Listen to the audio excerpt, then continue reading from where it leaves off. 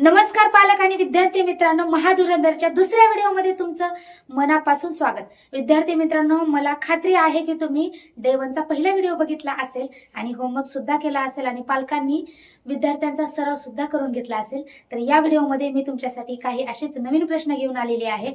तर त्यातला पहिला प्रश्न आहे बघा, 67 ही संख्या अंकात कशी लिहाल। आता असेच प्रश्न आपण डे 1 च्या व्हिडिओमध्ये पण बघितला आहोत, शिकलो आहोत। तो व्हिडिओ पण तुम्ही नक्की बघा। 67 ही संख्या बघा इथं अक्षरामध्ये दिलेली आहे, हिला आपल्याला काय करायचंय, अंकामध्ये लिहायचंय। तर पहिला पर्याय जर बघितला तर 67 आहे का ही? नाही। 68 आहे का? 67 ही काय आहे? 68 आहे? नाही। तिसरा पर्याय दिलेला आहे 67। ही जे आहे अक्षरातल्या अंकामध्ये जे उत्तर येईल ते पर्याय क्रमांक 3 येणार आहे आणि हे आहे अंकामध्ये दिलेले आहे ते 76। याला अक्षरामध्ये आपण अशा पद्धतीने नाही लिहू शकत, त्यामुळे आपलं उत्तर आहे पर्याय क्रमांक 3। आता पाहू आपण प्रश्न क्रमांक 9। आता बघा 29 ही संख्या अंकात, बघा 29 ही संख्या अंकामध्ये अशी लिहितात। तर 37 ही संख्या अंकात कशी लिहालो? त्यामुळेच मी पालकांना सांगितलं होतं की मुलांची 1 ते 100 पर्यंतची अंकाची अक्षरात आणि अक्षराची अंकामध्ये सराव नक्की करून घ्या। 5 ते 6 वेळा लिहून घ्या। मुलांना तुम्ही जर स्वयंपाक करत असाल तर एखादा अंक सांगा, अक्षरामध्ये लिहायला लावा। एखादा अक्षर लिहून द्या, अंकामध्ये लिहायला लावा। अशी चालत फिरत हसत खेळत प्रॅक्टिस गणिताची करायची। हा प्रश्न कधीच चुकणार नाही तुमचा। त्यामुळे शालेय स्पर्धा परीक्षेमध्ये जर यश तुम्हाला मिळवायचं असेल तर बेसिक टू ऍडव्हान्स अभ्यास करणं आणि दररोज सराव करणं खूप गरजेचं आहे। तर 29 ही संख्या अंकात अशी लिहायची, तर 37 ही संख्या कशी लिहिणार? पर्याय क्रमांक 1 येईल का? येईल का? आवाज येऊ द्या तुमचा। नाही। पर्याय क्रमांक 2 येईल का? नाही। पर्याय क्रमांक 3 येईल का?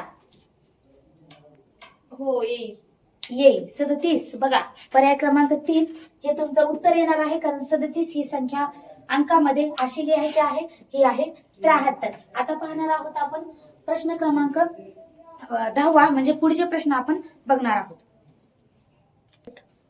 चला विद्यार्थी मित्रांनो, बघा आता 10वा प्रश्न तुमच्या समोर आहे। आतापर्यंत आपण 2 अक्षरी शब्दांचं वाचन लिखाण बघितलं, तर आता आपण बघूया 3 अक्षरी शब्द। आता 569 ही संख्या अंकात कशी लिहाल? 569 बघा 500 याच्यामध्ये जो हा शे आहे ना, हा शे म्हणजे 5 ही किती स्थानी आहे? शतक स्थानी आहे। शे म्हणजे शतक, थोडक्यात शे म्हणजे 100, म्हणजे 5 हा कोणत्या स्थानी आहे? शतक स्थानी आहे। आपण 5 इथे लिहून घेतला। ओके। त्यानंतर बघा 69 मी सांगितलं होतं तुम्हाला सराव करा, पालकांना पण सांगितलं होतं मुलांचा सराव करून घ्या 1 ते 100 पर्यंतच्या अंकाचा। तर आता त्यांना सराव झाला असेल, त्यांनी होमवर्क पण केला असेल, त्याला 69 हा अंक लिहिता येईल। 69 म्हणजे 6 आणि 9 म्हणजे 569 ही अक्षरातली आपण अंकात अशा पद्धतीने लिहायची आहे। शे म्हणजे 100 म्हणजे शतक स्थानी 5 आला पाहिजे, एकक दशक आणि शतक स्थानी आला 5, पुढे 69। हा पर्याय कुठे दिसतोय? पर्याय क्रमांक 3 मध्ये। समजतंय? आता हे एक समजून सांगू तुम्हाला का नको? पुढचा प्रश्न घेऊ, हे तुम्ही सोडवा। ठीक आहे। हे 596 आहे। ह्याला जर आपण याच्यामध्ये लिहिलं अक्षरामध्ये, तर याला 596 असं लिहायचं।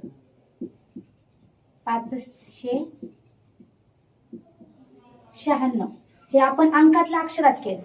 प्रश्न आपल्याला अक्षरातला अंकात विचारला। ठीक आहे। आणखी एक प्रश्न समजू म्हणजे तुमची पूर्ण कन्सेप्ट क्लिअर होईल। पुढचा प्रश्न दिलाय बघा 11वा। समजले मुलांना?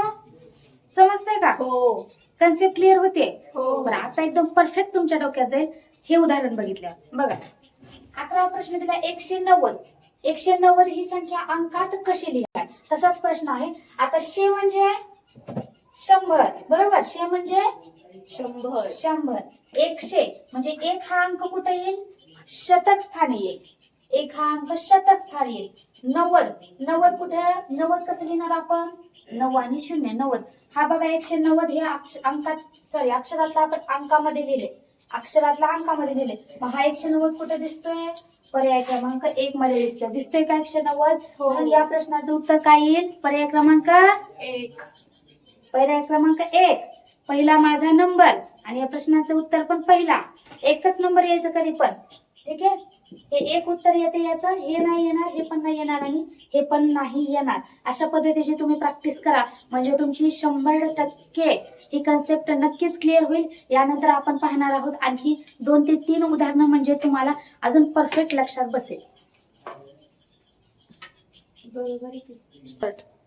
चला आता बघूया आपण प्रश्न क्रमांक 12. पण त्याआधी मला तुम्हाला एक प्रश्न विचारायचा आहे, तो म्हणजे अभ्यास करताय? हो, बर. सराव करताय? बर, करताय. मग मला एक सांगा, 1 ते 10 पर्यंत जर तुम्ही प्रश्न सोडवले असतील तर. चला आता बघूया आपण प्रश्न क्रमांक 12. पण त्याआधी मला तुम्हाला एक प्रश्न विचारायचा आहे. अभ्यास करताय? हो. सराव पण करताय? हो. हो, बर. मग मला सांगा, 1 ते 10 पर्यंतचे जर तुम्ही प्रश्न सोडवले असतील, पहिला व्हिडिओ बघितला असेल, तर प्रश्न क्रमांक 10 मध्ये काहीतरी एक चूक झालेली. ती काय चूक झालेली आहे ते तुम्ही मला कमेंट करून कळवायचं आहे. आता वळूया आपण प्रश्न क्रमांक 12 कडे. बघा इथे विचारलेलं आहे 667. 667 ही संख्या अंकात कशी लिहाल, अक्षरात दिले अंकामध्ये कशी लिहायची. तुम्हाला मी सांगितले शे म्हणजे 666, बरं का, 67 झालं चुकून. 666 ही संख्या अंकात कशी लिहाल. मी तुम्हाला सांगितलं शे म्हणजे 100, म्हणजे शतक स्थानी 6 यायला पाहिजे. मग आपण लिहूया इथं शतक स्थानी 6. 66 म्हणले, मग 66 ही आपण अक्षरातल्या अंकामध्ये असं लिहितो. हा पर्याय बघा कुठं आहे, पर्याय क्रमांक 1. पहिला माझा नंबर आणि प्रश्नाचं उत्तर पण दुसरे 3 पर्याय हे चुकलेले आहेत. उत्तर या प्रश्नाचं पर्याय क्रमांक 1. दुसरा प्रश्न बघा, मी नाही सोडणार आता, हे तुम्हाला होमवर्कला आहे. व्हिडिओ 1 बघा, त्यामध्ये पण होमवर्क दिलेला आहे. हा दुसरा व्हिडिओ आहे, यामध्ये पण होमवर्क आहे. त्यामुळं RS एज्युकेशनच्या अशाच महाधुरंधरच्या सिरीज मध्ये आमच्या सोबत तुमची साथ राहू द्या. भेटूया आपण व्हिडिओच्या 3ऱ्या भागामध्ये. धन्यवाद.